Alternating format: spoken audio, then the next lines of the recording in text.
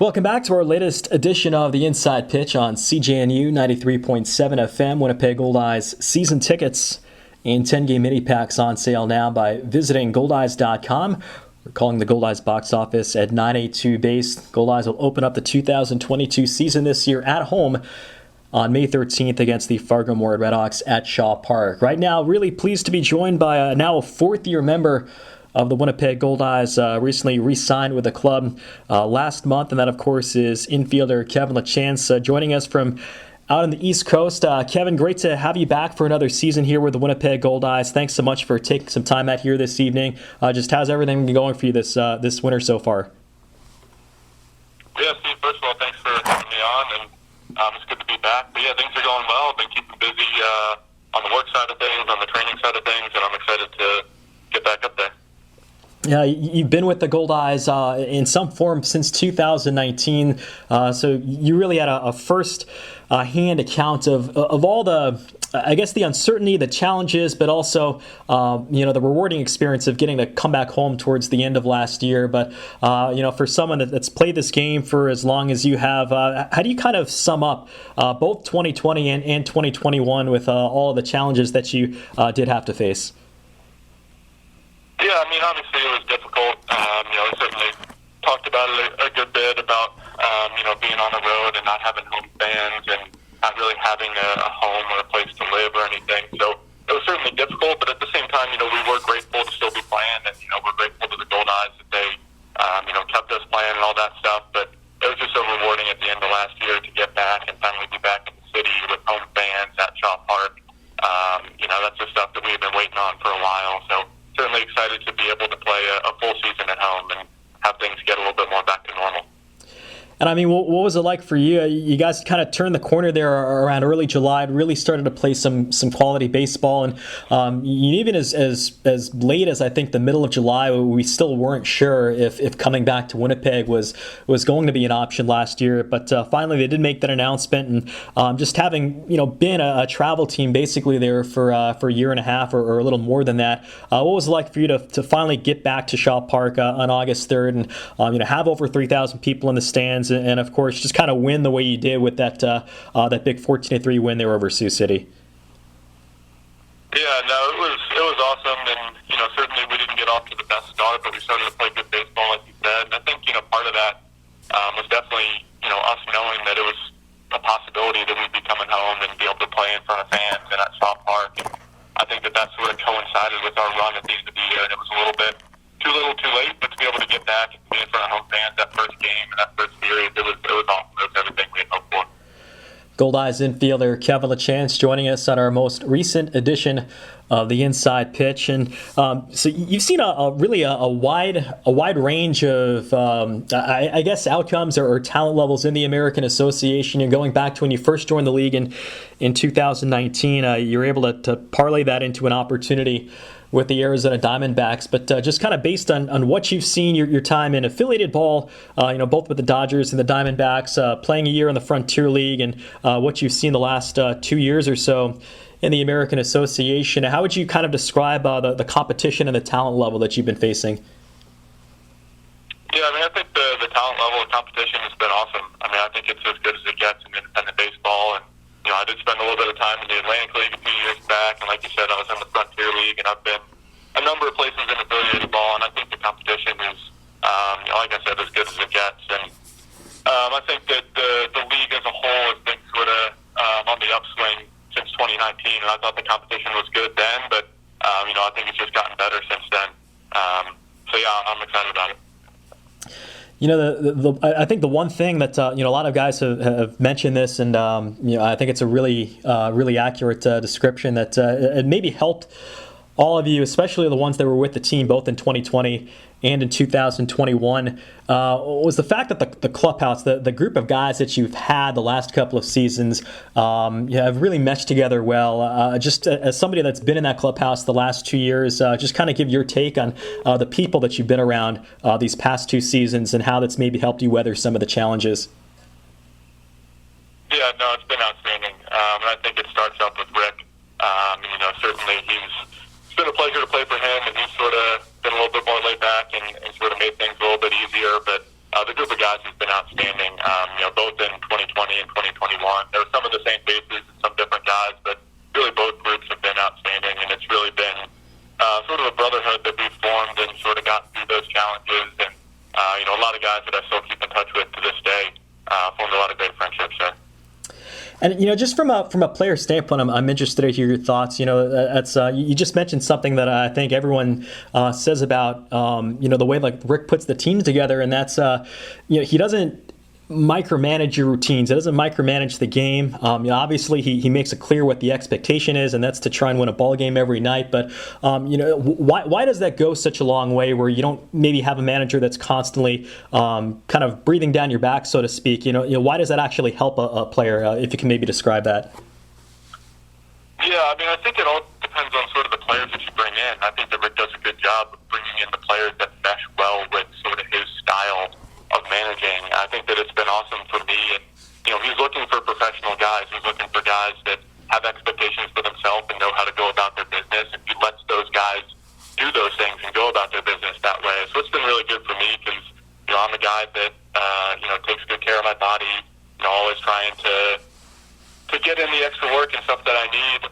And so it's been, nice to sort of have that freedom to go and do the things that I know I need to do to get myself ready. And so I think collectively, like when you have that with a group of guys that goes about things the right way, it really does go a long way to sort of helping them feel prepared and ready to go out and compete on a nightly basis. You had a first-hand view of an historic season last year. Kyle Martin setting the league record with 106 RBIs at 31 home runs. He'll get an opportunity now in the Mexican League, and I know we're all really excited for him to kind of see what he can do down in Mexico. But I guess I wanted to ask you more about Kyle Martin, the teammate, because I think what maybe fans don't necessarily notice, and certainly in 2020 when we didn't have any games at all in Winnipeg, is that he would go out there if he was feeling maybe 50 or 60% on the physical side, but just kind of refused to come out of the lineup. And when your best hitter is kind of setting that type of example, how far does that go for someone like you or other players in the clubhouse? Yeah, 100%. First of all, I love Kmart. The guy's a warrior. The guy's a heck of a baseball player, but he's a great teammate as well. I think that he's gone a long way and had a lot to do with our success. Obviously himself and with his performance on the field the last 2 years. And by the way, if I had a vote, which I don't, he would be my MVP the last 2 seasons. But I think also sort of in the clubhouse and how he goes about his business, he's very professional and he's going to play through stuff. He wants to be on the field. He wants to help the team win any way he can. I think another thing that's underrated about him is his defense and sort of what he provides there at first base and the infield. I think obviously you look at the offensive numbers and, they speak for themselves, but on the defensive side, he's about as good as it gets as well. And another one of your teammates that was able to get an opportunity now in a major league organization was Tyler Hill. And just I know you played with him all throughout last season and kind of got to know him. I think you guys had just missed each other in 2019, but just yet another guy that certainly his numbers were excellent last year. But just what can you say about Tyler as somebody in the clubhouse and his consistent personality from day to day?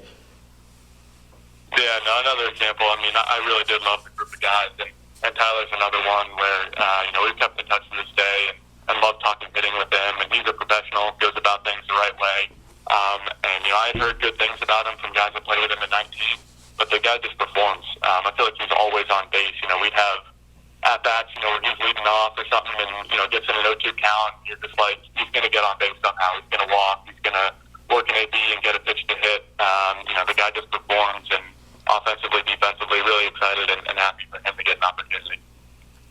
And then you have maybe a career season, certainly one of the best seasons you've had here as a professional, career highs in home runs and extra base hits. You still hit for a really high average last year. And, on top of that, you showed off some incredible versatility on the defensive side last year. Played a lot of second base, but a lot of time in the outfield. You're in center field there for a stretch. You finished the year kind of at third base the last week or so. Just kind of how do you sum up your performance in 2021, and how much do you want to build off that year moving forward? Yeah, no, I was really happy with how I performed and how I did throughout the whole season, and certainly take a lot of pride in the defensive versatility you mentioned. Growing up, I was always a shortstop, and that's something that I take pride in the ability to do that. But at the same time, I take a lot of pride just in defense in general, and being able to help the team win in any way I can. So that's something that I feel like I can go out there in really any position.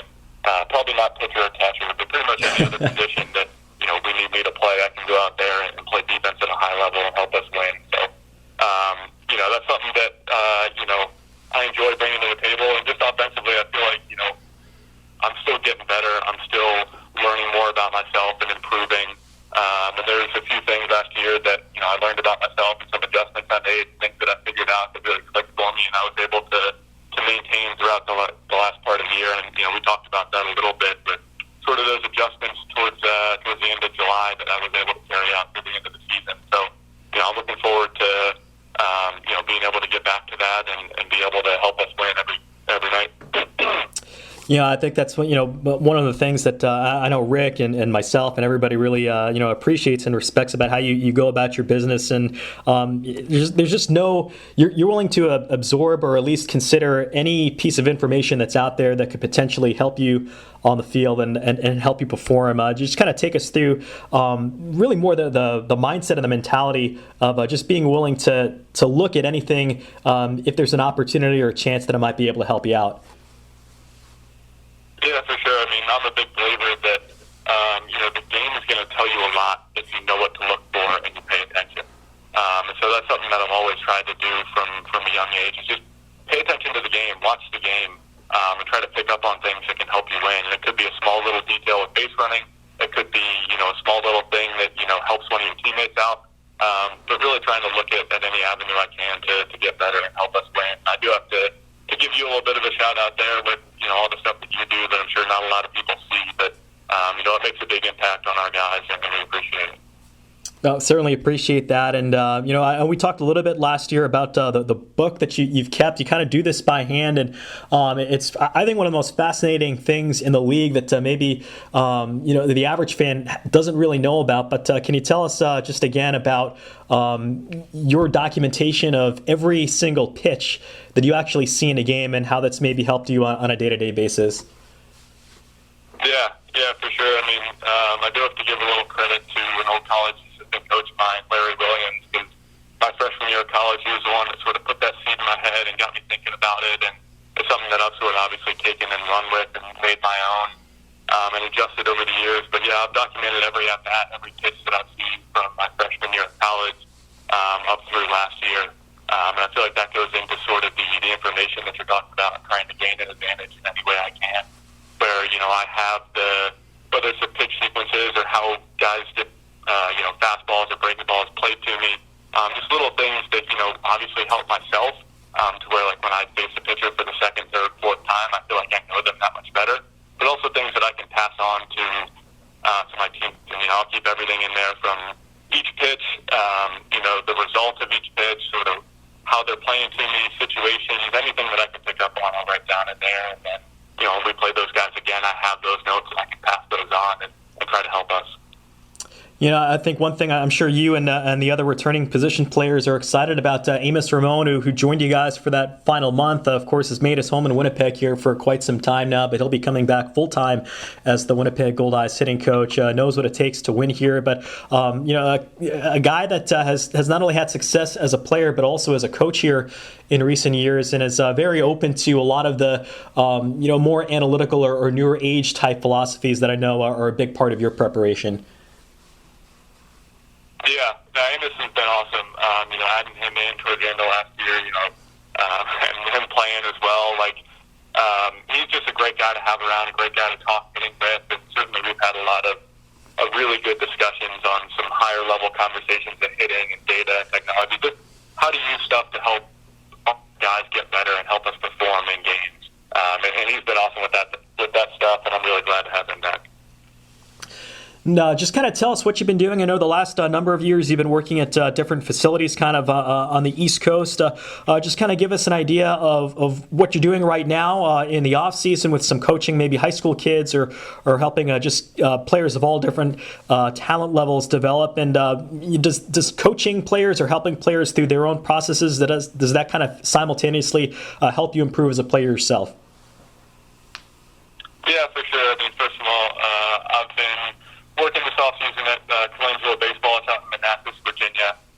doing a lot of hitting and infield stuff, primarily 13 and up. So basically middle school, high school, and college and pro guys as well. So certainly we sort of focus on higher level high school guys and beyond. And it definitely does help, when you're working through stuff and helping, problem solve and work through things with guys. Like, it sort of brings up different situations that you cannot go through or come to on your own.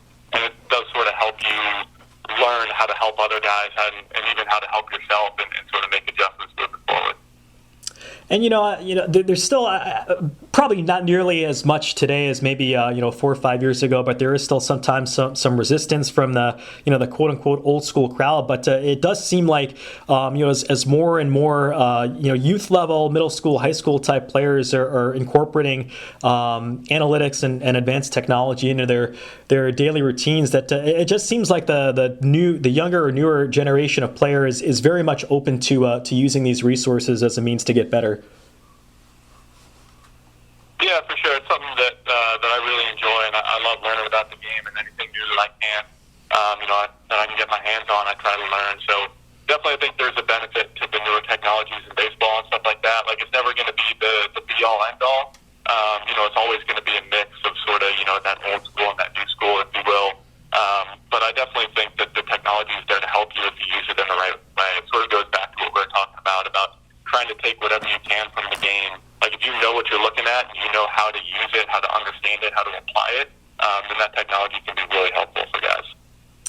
And then just last one here for you, Kevin. I'm sure we'll talk about this more when you get to camp. But can you just tell us quickly? You mentioned to me recently that you actually just found out your great grandmother actually grew up in Manitoba. Can you just kind of tell us about that?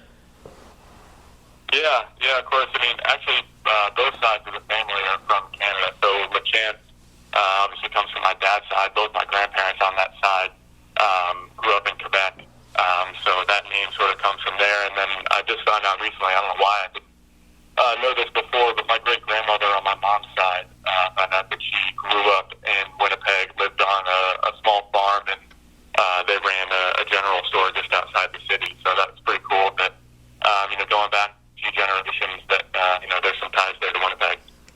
Well, that's phenomenal. And just before we let you go here, Kev, any last words for the Winnipeg Goldeyes fans listening before we get to see you in person here in a couple of months? Just really excited to get back out there. I think, one of the things that, why I re-signed, and, I wanted to be with the team that I felt like we were going to go out and play winning baseball on a nightly basis and have a chance to make a run at a championship. So certainly really looking forward to seeing all the fans out there, and I think the fans will be able to come out and see a really good brand of baseball and hopefully see us make a playoff run this year. Well, outstanding. Always love the insight you bring to the table, Kevin. Just excited that you're going to be back for another season. All the best to you and your family, and hope to talk to you soon. Welcome back to our latest edition of the Inside Pitch on CJNU 93.7 FM. Goldeyes open up the 2022 season on May 13th at home against the Fargo Moorhead Redhawks. Season tickets and 10-game mini packs on sale now by calling the Goldeyes box office at 982 base or visiting the Goldeyes website at goldeyes.com. Right now, pleased as always to be joined by the longtime manager of the Winnipeg Goldeyes, and that, of course, is Rick Forney, joining us from Walkersville, Maryland. Rick, thanks once again for taking the time out, and great to have you on the show here once again. Well, hello, Stephen. Thanks for having me, pal. We'll kind of take a look at some of the roster updates that you've agreed to terms with some new players here over the last couple of weeks. And we'll start with a couple of younger, both Canadian-born pitchers that really showed flashes of what they were capable last year. And first, Landon Barasa, probably as promising a young arm as I think we've seen for any team in the American Association here in recent memory, but just kind of jumped right in out of college and did a fantastic job there in the rotation, and maybe have Landon here for a good chunk of the 2022 season. Yeah, he did a good job for us last year. Landon has a pretty good plan out there on the mound. He's a very intelligent guy. His poise is really good. Had a bit of a long year. He threw 90 innings at the University of San Francisco. Was really successful and kept himself in shape as the draft was a little bit later last year, and was waiting to see if something was going to happen with that. And once it did materialize, kind of jumped into the rotation. He did a great job. Just threw a lot of strikes, used both sides of the plate well, just competes. I thought he was fantastic last year, so I'm kind of anxious to see how good this kid can be when he's fresh. Yeah, and that's, I remember you had mentioned that a couple times towards the end of last year, just kind of given all the innings that he threw there during his senior season in college, that it's just a big workload for someone that maybe isn't used to throwing over 100 innings in a summer, and that, maybe just simply with an off season of rest, we could see an uptick in velocity for Landon this season. Yeah, I think that's a possibility, and Landon's been working hard. He went home at the end of the year and obviously shut down for a while to recharge the batteries and give his arm a good break. But, most of these college kids, and we've seen it not just in Winnipeg but other teams around the league, that, they start getting up over 150 innings for the year between college and professional baseball, and you can see a decline in their ability towards the end of the season. And I've seen some guys come back better, and I've seen some guys come back not the same. So we're kind of hoping that Landon's a big, strong guy, that he could handle a workload last year, that he prepares really well this off season, and I think he'll bounce back just fine. Then on that same day that it was announced that Landon Barrasso would be coming back, you re-signed another young right-hander, Jose Vasquez. Terrific changeup, and quite honestly, he was probably one of the nicest people that we've had the opportunity to meet here with the Winnipeg Goldeyes. Great kid, and he drove himself to Jackson, Tennessee to throw for me when we found out we were going to go back to Winnipeg, 'cause we knew we were going to be a little short-handed with arms, and signed him on the spot. He did a really good job for us last year. He throws a lot of strikes, a little wild in the zone every once in a while, and makes some mistakes with 2 strikes. But for a young guy, he competes really well. He pounds the zone. He forces the opposition to swing the bat. He jumped into our rotation at one point. We were so short-handed, but when we first got him, we were basically using him in long relief, and he was fantastic. And sometimes it was 2 or 3 innings worth of long relief. So we like what he can bring to our club as a long reliever. And hopefully, if there's a situation where a starter's short, he can get us to that setup guy. Or if you got a doubleheader day, he's the kind of guy that can probably log some minutes for you on a doubleheader start. So there's some versatility with him. So glad to have him back. You look back at some of the best teams that the Goldeyes have had, and there's that's really been a kind of an unsung hero type role, whether it's like a Zach Baldwin or a Kyle Anderson in that kind of long relief role to maybe keep you in a game at 5-2 or 5-1 or something like that. But especially today, where it seems like the average start is less than what it was maybe 3 or 4 years ago. How important is having at least one guy kind of like Jose that can chew up some innings in the middle of the game for you? Well, you got to have one, sometimes 2 guys that are comfortable and confident in their ability to go out there and get you 6 or more outs every now and then. It's kind of hard to find those guys, just like it's hard to find guys that really want to complete a ball game when they start it. There's a lot of starting pitching that's real comfortable with getting 15 or 18 outs and calling it a day, and then doing it again 5 days later. So finding those good, durable, consistent long relievers are just as tough to find as a good 7-inning starter.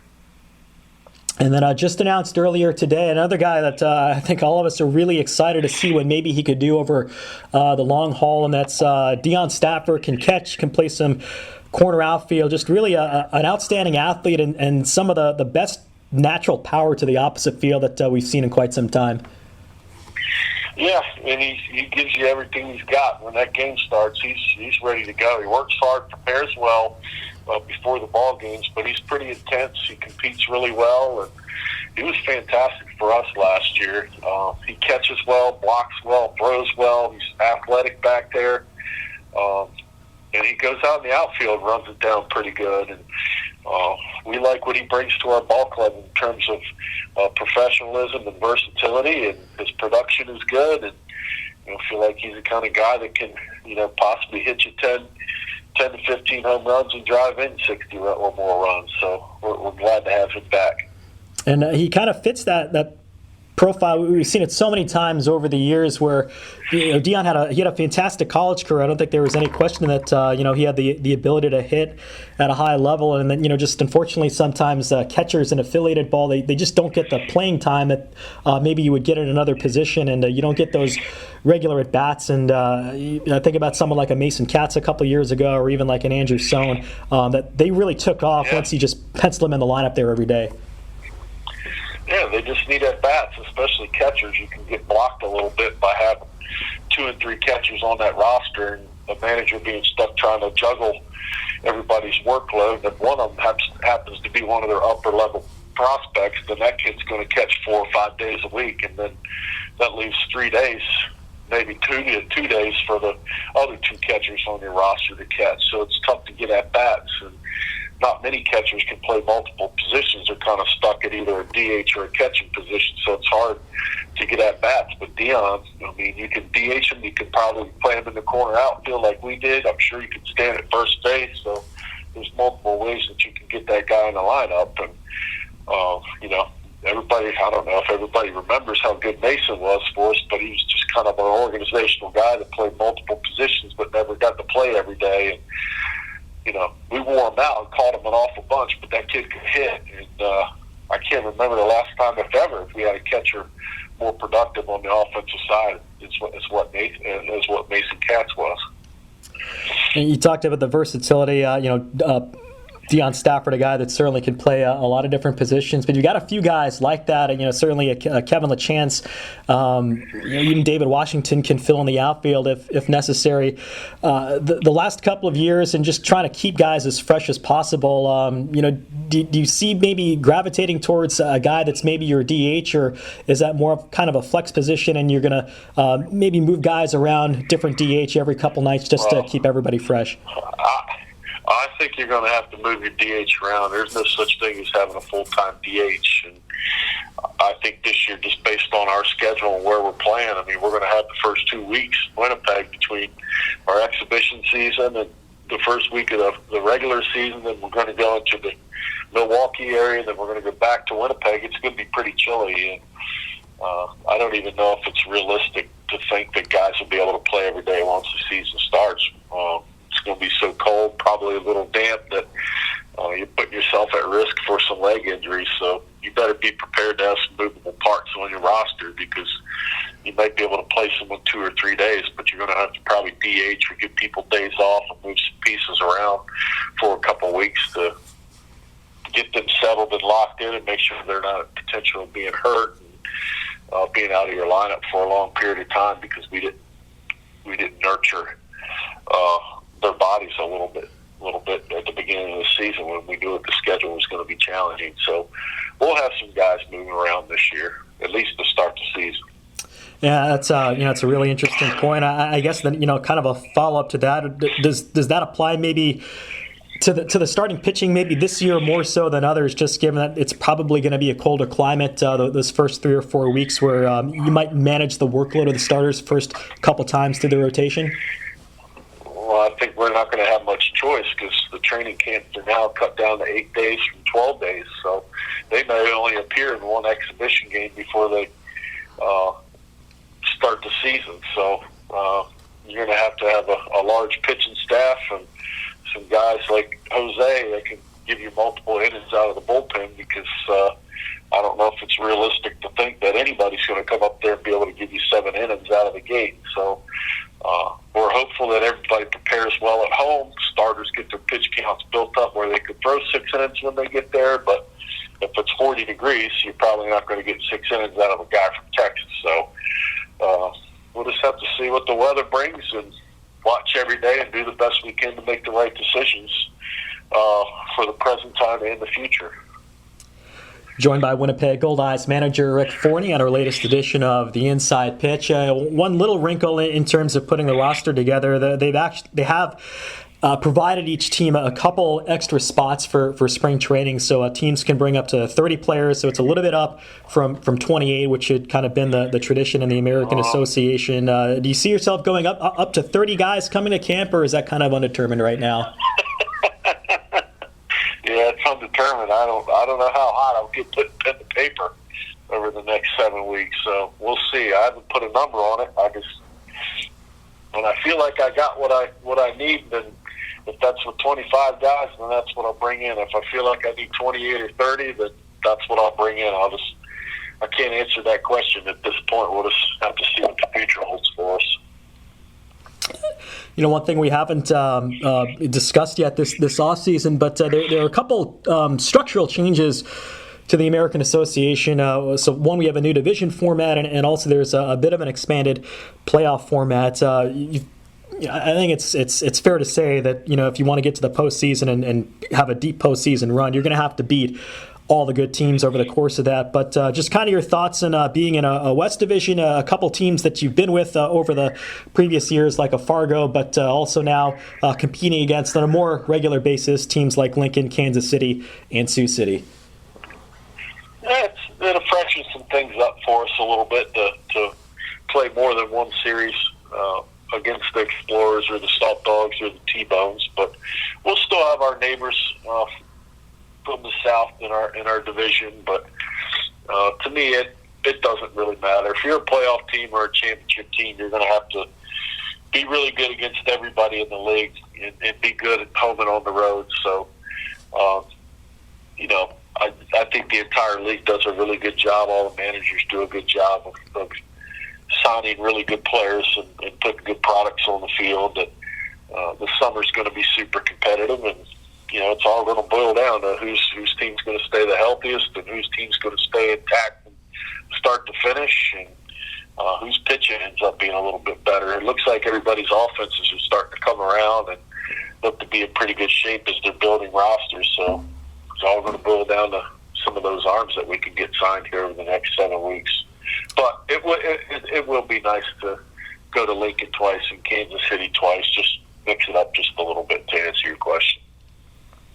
And then there is an expanded playoff field, so you've got the two divisions of 6 teams each. 4 teams out of the 6 in each division are going to qualify for the postseason. The shorter series, though, the first couple rounds are only going to be best of 3, so those are potential sprints there in September. But just kind of your thoughts, and I wouldn't imagine it really factors into what you're doing right now, but maybe down the road as you get towards July and August, how important is it to try and maybe win a division versus, just making sure you're in a position to get to the postseason in the first place?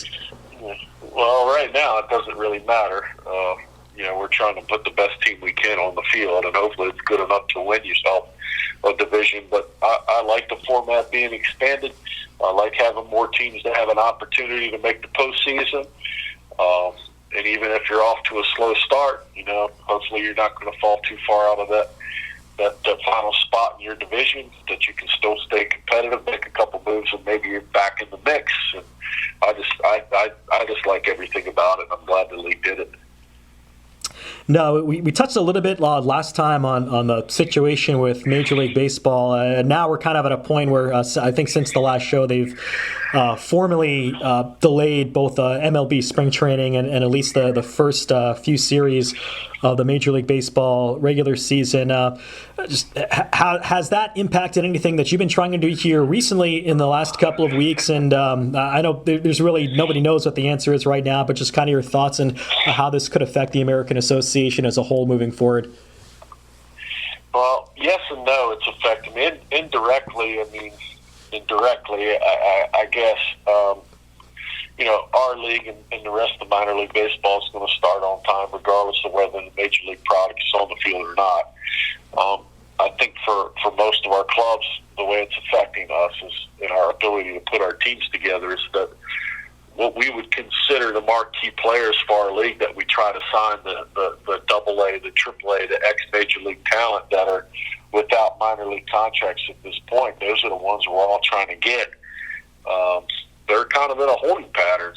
Most of these guys feel like there's still an opportunity that once the work stoppage ends, that there's going to be a flurry of activity that, maybe there's going to be a chance that they can get signed by a club then. And, it's making things more difficult for us because we're just in a holding pattern where we have needs. There's, I wouldn't say enough of a player pool for us to fill those needs with what we want to fill it with, or do we go ahead and try to just sign anybody just to get somebody signed, and then when that other guy calls and he's available, we sign that player and then get rid of the person we signed previously? It creates a tough situation. So it's affecting us a little bit, but it's not going to affect our start date. We're excited about starting on time and the upcoming American Association season, but at this point, who knows what to think about the work stop. It's just getting pretty messy. They're canceling scheduled games, so it's getting tough. I feel for the young kids that were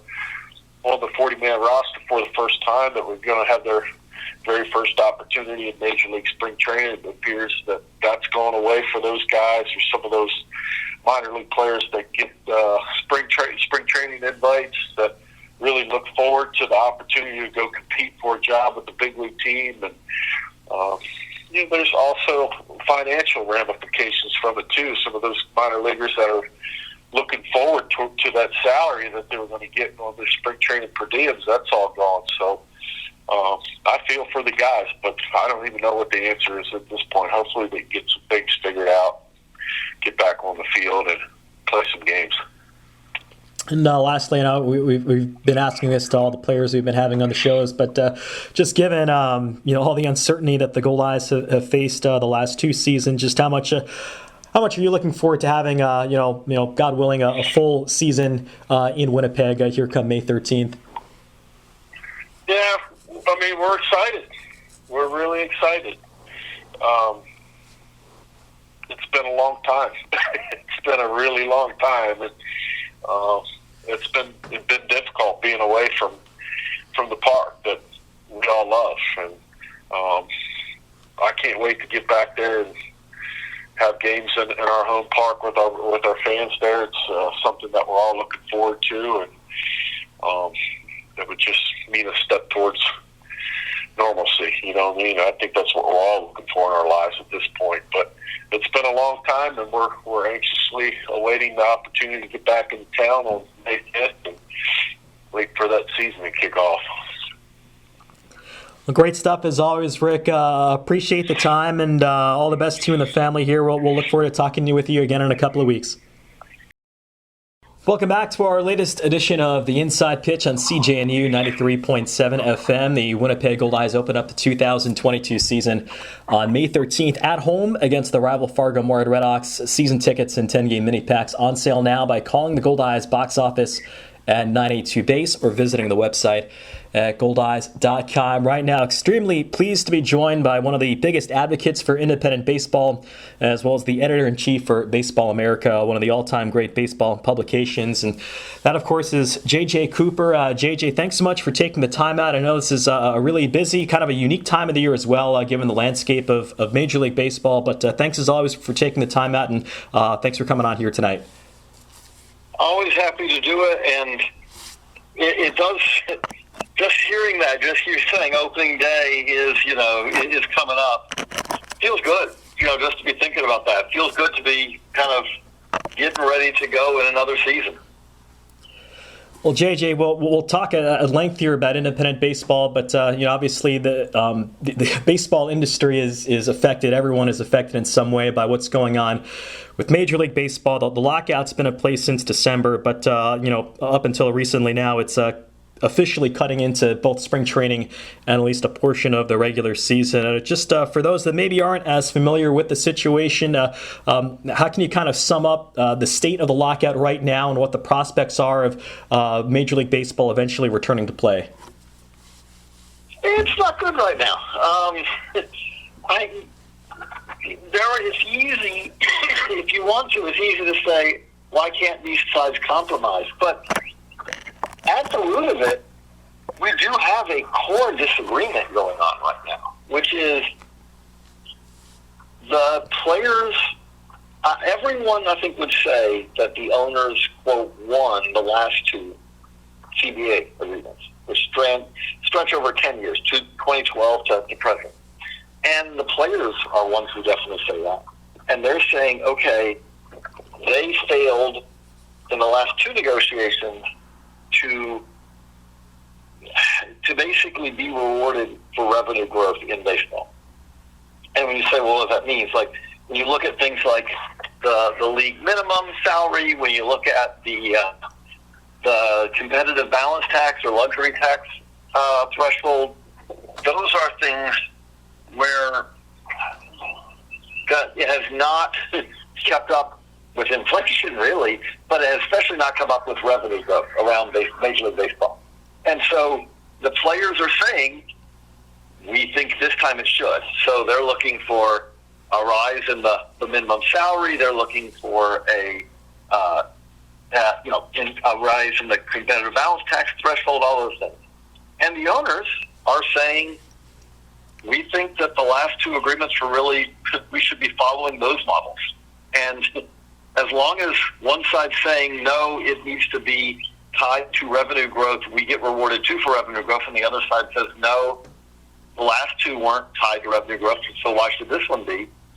As long as that's going on, we could be sitting here without Major League Baseball for a while. Now, you were writing, kind of just starting out at Baseball America the last time there was a major work stoppage like this in 1994. It spilled over into the 1995 season. I mean, are there similarities between what's happening now and what happened during those 2 years, or is this more of is this situation a little bit different than it was a couple decades ago? No, there's some similarities.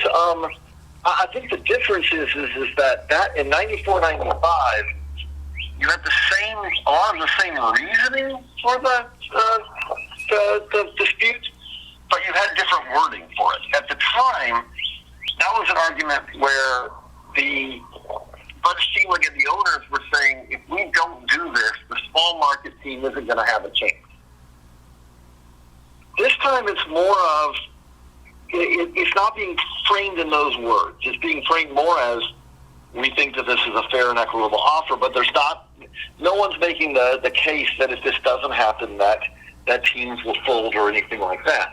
Where I do think there are some similarities, though, is at the core, there's both a player versus owner dispute, which has been going on ever since the players got free agency and a little bit before that. But there's also, to some extent, an owner versus owner dispute as well, because you have smaller revenue teams that have different desires and needs than larger revenue teams. And because of that, you kind of have different, somewhat differing goals as far as, I believe, kind of what those owners are looking for. For the smaller revenue teams, I think the competitive balance threshold is much more important than it is to some of the larger revenue teams.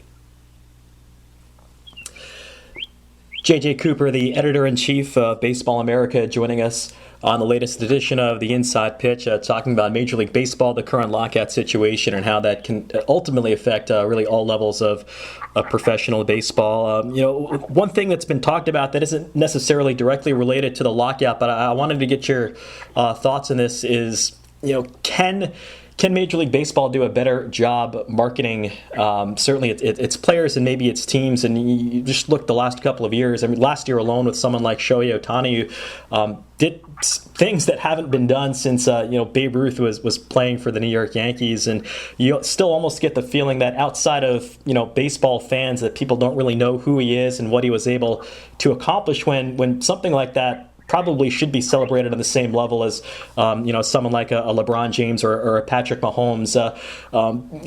How much truth is there to that? Do you think Major League Baseball could do a better job? Is it maybe more so on the teams to kind of get their guys out there more to the general public? But how do you maybe resolve that issue, if that is an issue in your mind? I think cynically, I've had some people raise to me, they'll raise the question of how much does MLB want to right now? Because the bigger you make your players stars in the lead up or during a labor dispute, the more power they have.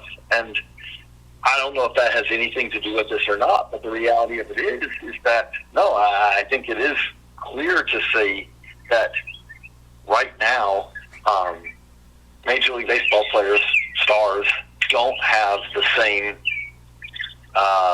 Q rating, the same cachet as the top NBA stars or the top NFL stars. And maybe that's, just a factor of where baseball is, but maybe that's also a factor of You mentioned Shohei Ohtani. Shohei Ohtani did something last year that is otherworldly. Like you said, no one's done it in a century or more. And no one did it. Babe Ruth didn't keep it up. Babe Ruth basically said, okay, I'm done pitching. I'm just going to hit. I don't think Mike Trout necessarily, Mike Trout's been the best player in the game for the last decade pretty much. And I don't know if Mike Trout really wants to be. I mean, there is a certain aspect of, if you don't want to be a household name, it's probably going to work against your ability to be a household name. There are players in baseball who are probably more, quote, famous than Trout, because part of that is you have to draw some attention to yourself. And that doesn't really seem kind of like really something that Mike Trout loves to do. But overall, I have concerns with this. I think if you follow baseball, you have concerns, because the reality of it is the question you just raised is something that was true last year, and that goes before there was a games lost in a labor dispute, a lockout, that is going to mean that there will be fans who are angry. There are going to be baseball fans who are upset, and that's going to lead to a less fertile ground for making the next wave. And this is a great time for great young baseball stars. You mentioned Ohtani, but Fernando Tatis Jr., Ronald Acuna, Vladimir Guerrero Jr., we can just go down the list. There are a lot of great young players right now. But at the same time, the situation is right now is to help us. So we kind of take a look at how the lockout can affect different levels of baseball, and certainly the different levels of professional baseball. For those that are listening, they may not be aware, the minor league season is going to start and play on schedule here in a few weeks. But can you kind of talk about, one, there's a small section of the minor leaguers that are on the 40-man rosters that are really in a difficult situation right now because they don't have the opportunity to play anywhere. In a lot of cases, that's really going to cost them some valuable development time for however long the lockout takes place. But just in terms of filling out rosters, where the full season affiliates are kind of at right now, I would imagine that's kind of varying from team to team. But depending on how long the lockout continues, what effect that might have on Atlantic League teams, American Association, Frontier, other independent or partner league teams, in terms of players maybe getting picked up once the independent seasons finally get underway? Sure. So we did a study a couple of weeks ago. Josh Norris, Professor Baseball America, did a study and found that over 350 of the 1,150 players or so on 40-man rosters right now are still prospect eligible. So that's a lot of players. And now some of those may be prospect eligible, but they're still, we're going to compete for big league jobs. But a lot of those guys weren't. And you just think of it this way, right? If you have, let's say, most teams don't have 40. Let's say they have 38, 39 players on the 40-man roster. Well, there's 26 players on the active roster. So I think it's an easy number to say that 10 players for most orgs were slated to start the season in the minor leagues. And so that's 10 players who aren't going to be in the minor leagues. And at this point, affiliated AAA opening day is April 5th. Where we sit right now,